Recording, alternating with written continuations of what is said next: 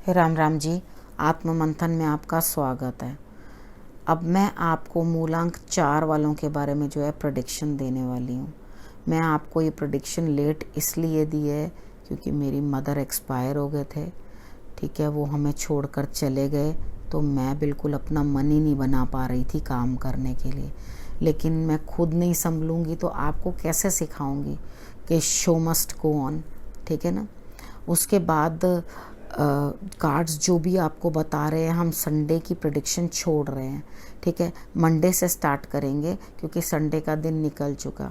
उसके बाद जो भी प्रेडिक्शंस बताती हूँ आप उसके अकॉर्डिंग जो है संभलने की कोशिश करना, समझने की कोशिश करना। ये समय जो है गड़बड़ है, तो सब अपना ध्यान रखते रहना और जैसे जैसे मैं बताती हूँ वैसे वैसे आप बच के निकलने की कोशिश करना। अब हम बात कर लेते हैं मंडे की। मंडे वाले दिन मुझे ऐसा लगता है कि आपके पास सब कुछ है, किसी चीज़ की कोई कमी नहीं है, सिर्फ आपका दिमाग जो है वो आपका साथ नहीं दे रहा।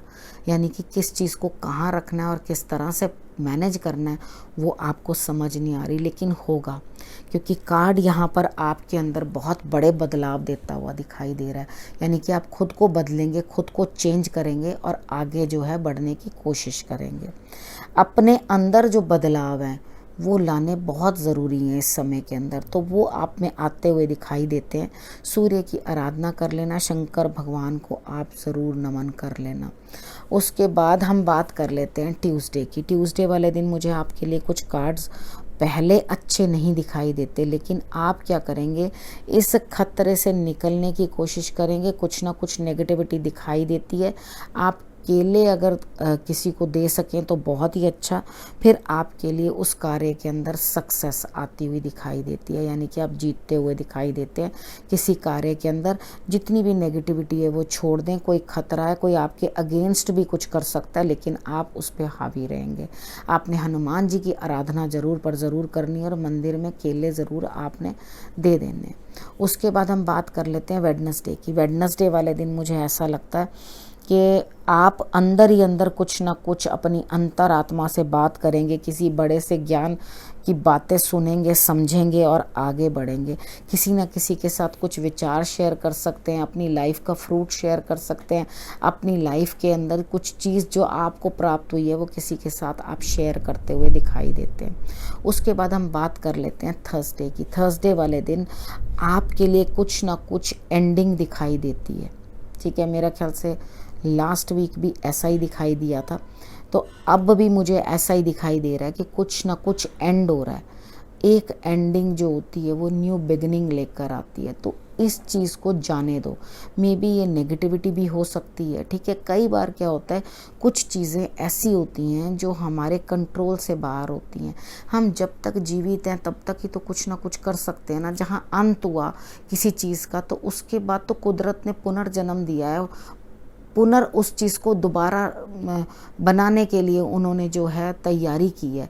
ठीक है, उसके बाद एक चीज़ जो नेगेटिविटी है वो भी एंड होगी।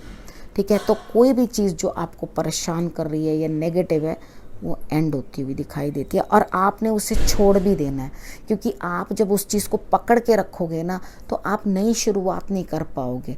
ठीक है, कुछ ना कुछ पॉजिटिव करो, कुछ ना कुछ अच्छे रिजल्ट्स लाओ, अपने लिए समाज का भला करो।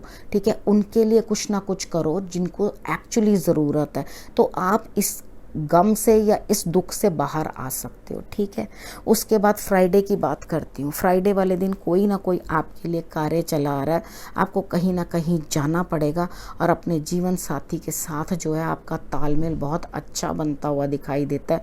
तो एक दूसरे के साथ समय व्यतीत करो, एक दूसरे की बातें समझो और प्यार से उनके साथ डील करो।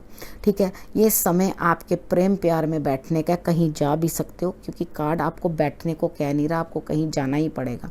ठीक है, तो आप इस समय का भी जो है सदुपयोग करो अपने जीवन साथी के साथ या जिससे भी आप प्यार करते हो, अपने प्रेम संबंध आपके जिनके साथ है उनके साथ बैठकर बातचीत करें, तो आपको रिजल्ट्स जो हैं वो बेटर आते हुए दिखाई देंगे।